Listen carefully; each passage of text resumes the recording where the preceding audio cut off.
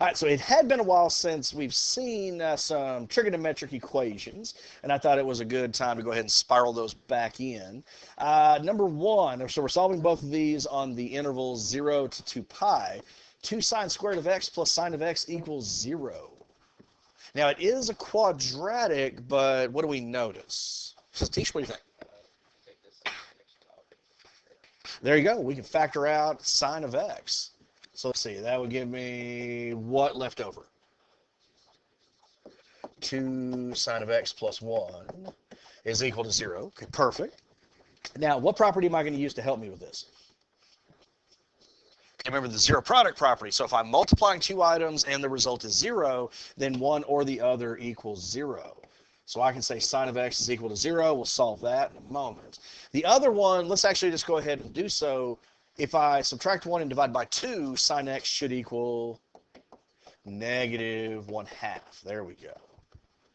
Okay, and now we'll just go ahead and solve these like we normally would. We've isolated the trig function. Now, normally what we do is choose the quadrants. We're going to draw a triangle in based on sine, but why is that first one different? It's going to be a quadrantal, yeah. If you tried to create a triangle, one of your side lengths would be 0. So all we need to do is think about your unit circle.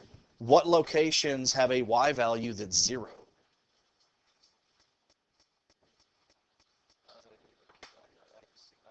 Oh, it's the x-axis. There we go.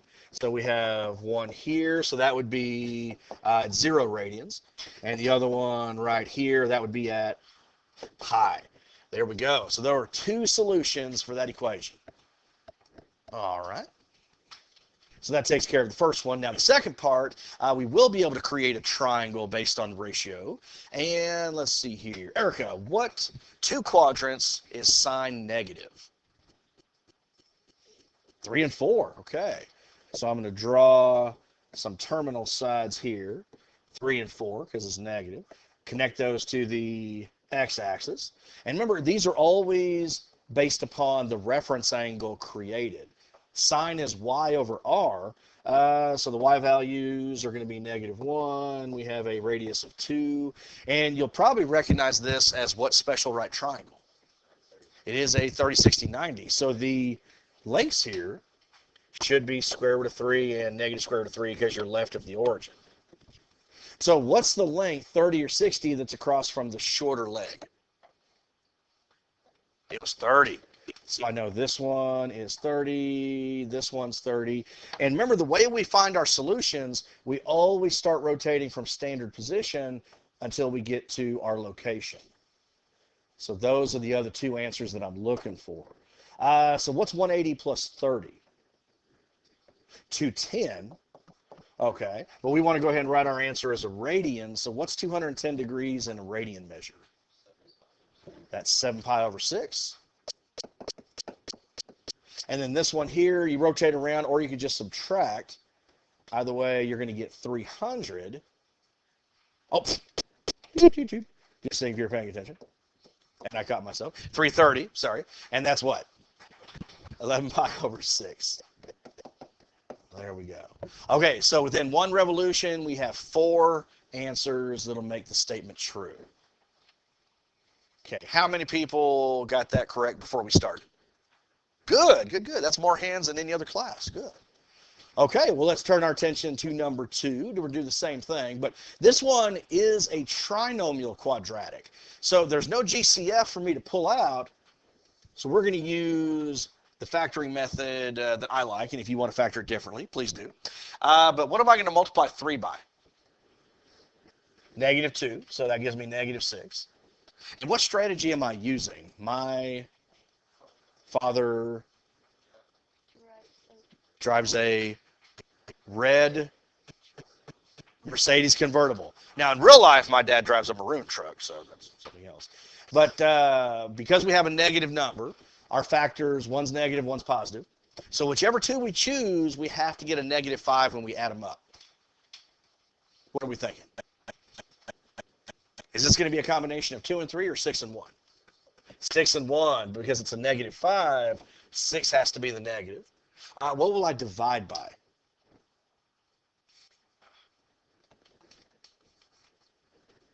Okay, remember we always divide by the leading coefficient. And then what did the R stand for in red? Reduce. Okay, so the one thing about this strategy, we want to leave it as a fraction. So -6/3 would become -2/1. 1/3 would remain the same. And we do start in the denominator. So if this had been a normal quadratic, for example, -2/1, I would have said 1x minus 2, right? But we're talking about a trig function, so the first group should be 1 secant of x minus 2. What binomial would 1/3 give me? 3 secant of x plus 1. There we go. And that equals 0 as well. Perfect, perfect, perfect. And now we're going to do the same thing. We've got two items in a product. It equals 0. We're going to set each one of them equal to it. But let's go ahead and solve them. For the first one, secant of x would equal 2. So minus 2 equals 0. Just add the 2 over.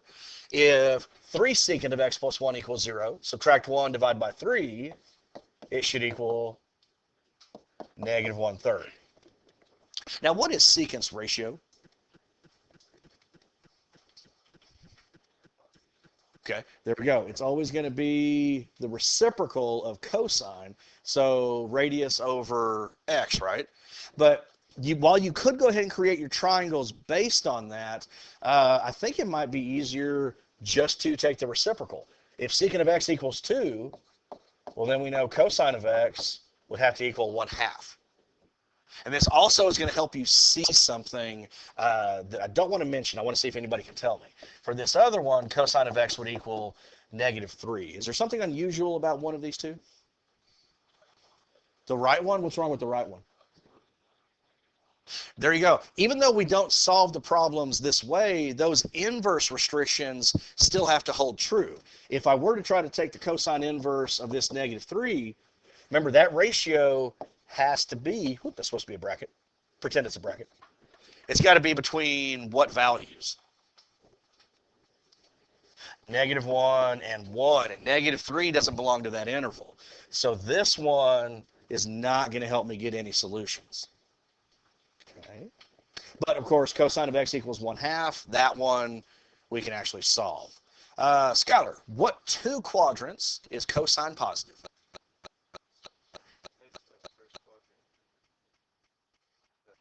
First and fourth, okay. So just like we did a moment ago, I'm going to draw a terminal side in each one. Connect them to the x-axis. So cosine is x over r, so the common side is 1, the radius is 2, the hypotenuse. And it's the exact same triangle we were just looking at, it's just oriented differently. So this is square root of 3, that's negative square root of 3. But this time, what's the reference angle opposite that longer leg? 60. So that's 60 degrees, that's 60. And to find the answer, we always begin rotating from standard position. So this first one's pretty easy. What is 60 degrees as a radian? That's pi over 3. Okay. And this one here, this is what I was thinking of a second ago. That is now 300. Okay. So what is 300 as a radian? 5 pi over 3. So this one only has the two solutions in one positive revolution. Okay. Questions? How many people had both of those completely done before we started? Nice, nice, nice, nice. Okay, well, good, good, good. Put that someplace safe. I'm planning on giving you a third focus activity next week, and then we'll turn them in at some point. I'm hoping to get 4 in the set, so we'll see if that's going to be possible. I just found out yesterday, you remember the 4th 6 weeks, we got really lucky that we did not have to take the district assessment. This time, the home office came back and said it is not optional. So in a couple of weeks, we're going to have to take the district assessment. So just kind of throwing it out there, letting you know what's going to be happening. I know it. Basically, we're going to be losing a day for nothing. So it is what it is. Okay. But let's see what else. We'll talk about the homework. Oh, there was one other thing I wanted to go ahead and mention. You've probably have already heard, but you're going to be getting out of school 5 minutes early today because there's a fire drill, okay, at 3:50. So when the fire alarm goes off, whatever classroom you're in, go to the nearest exit. You go out to the sidewalk, but you're going to take your stuff with you, and you're just going to keep going. Okay. Hopefully it's not really pouring at that time. It's supposed to rain today. We'll kind of see how that plays out. The other item, what's happening on Thursday? That's your exam. Now the exam will cover all this material right here. Arithmetic and geometric sequences. Okay, so what I've been doing with the other classes, before I turn folks loose, let you guys work together, I will work 2 problems with you. Okay, work 2 problems with you together. And so far, first and second period have chosen different problems. Okay, but what would you guys like to work?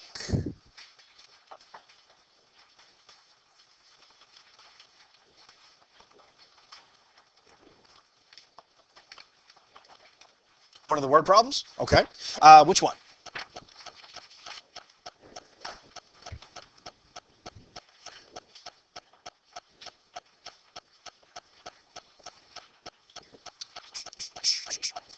$35. Okay.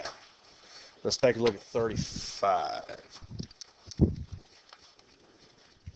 It says a new piece of equipment costs $15,000. Your accountant says the equipment can be depreciated each year by 8% for tax purposes. What value will the company show on the tax return after 5 years? Well, you remember the other day when we were talking about geometric sequences, I said that they are going to have a lot in common with exponentials. In fact, I just solved this problem as an exponential. Do you guys remember this general form from Algebra 2? The amount is equal to the initial times 1 plus or minus the percentage to the number of years. Okay. I went ahead and used that one. I mean, here's the thing.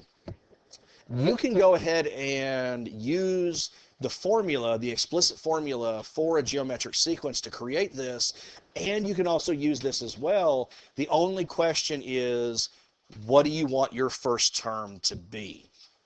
Okay. If you want the first term to be 15,000, well, then you're going to use this one right here. Okay. If you don't want that, then you'll go ahead and use the n minus 1. So really, it just depends on how you want to start the sequence. But this one here, because it depreciates, would I add or subtract? I'd subtract. So let's see. The amount after 5 years, so we have $15,000 times 1, and that represents 100%, minus, well, the percentage we're losing is 8%, so that's 0.08, right? And then we raise it to the number of years, but we want to know 5 years down the road. Okay. So what is 1 minus 0.08? 0.92. So there's kind of 2 different ways you could look at it. You could look at it that you're losing 8% each year, or you could say you're retaining 92% of the value each year. Okay, so kind of just different perspectives. Glass is kind of half full, half empty kind of thing. But all you got to do now is just plug it in, and let's see. 15,000 times 0.92 to the power of 5. What should I be getting? There you go. 98, 86, 22. There we go. 98. Was it 98, 86? Okay, there we go. It's a Friday. There we go. Okay. All right, that is 1. Number 35. What other question would you like to work together?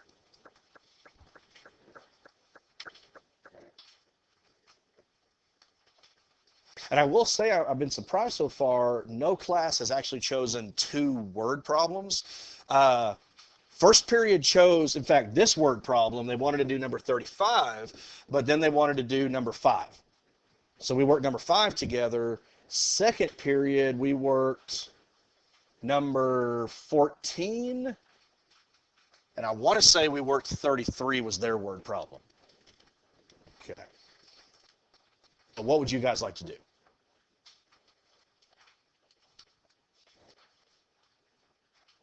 Zach? 16?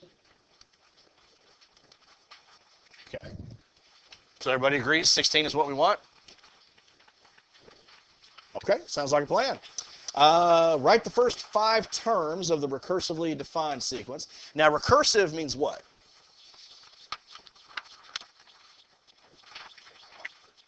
There you go. In order to find the next term, you have to know the previous term.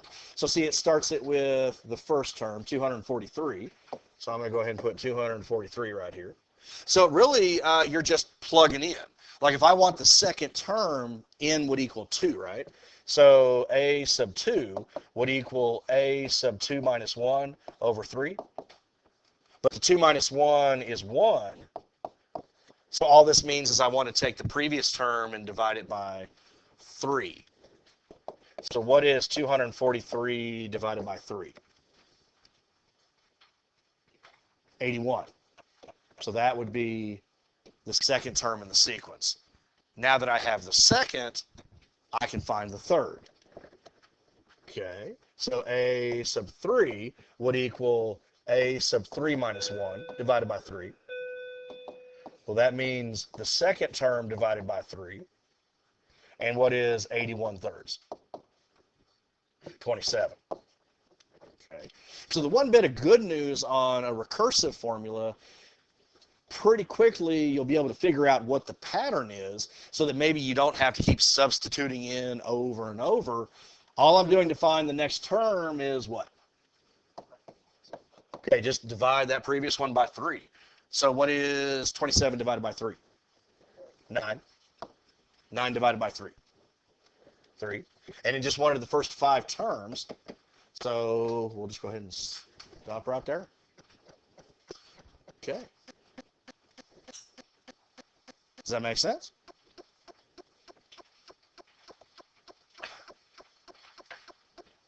Well, all right. I've got 26, and we get here at 52. So you have right on about a good half hour. I'll be walking around. I encourage you to help each other out, ask questions. Okay. You can listen to music if you want to, as long as you're working on the assignment. And there you go. Remember, this is due Tuesday. Tuesday we'll come in, we'll grade it, and we'll start a series. Okay. Good.